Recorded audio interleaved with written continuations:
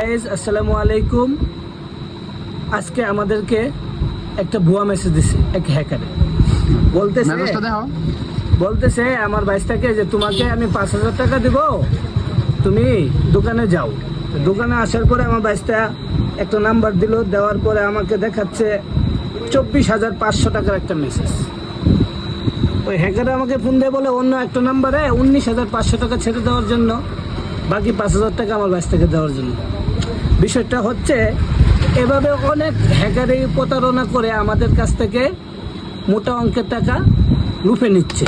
তাই আপনারা অতি দ্রুতই সতর্ক হন, সতর্ক থাকুন। আচ্ছা, আমরা টু ফ্যাক্টর অন আছে তো, আমরা এই নাম্বারে কল দিয়ে, যে নাম্বার থেকে মেসেজটা আইছে দেখি কি কয়। মেসেজটা যাও।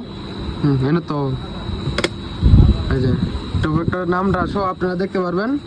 এই যে কল দিলাম, এই যে নামটা দেখেন সুন্দর করে, বলে দিই রায়হান খান নাকি, রায়হান খান কাজী রায় নাকি, যেটা দেখি কথা বলি। তুমি ভাইয়া আপনার এই নাম্বার থেকে টাকা ছিল না, কলটাই ধরে না দাদা। নামটা আপনার সুন্দর করে দেখে রাখেন, আর নাম্বারটা ছড়িয়ে দিন সবার মাঝে, যাতে হ্যাকারকে ধরা যায়।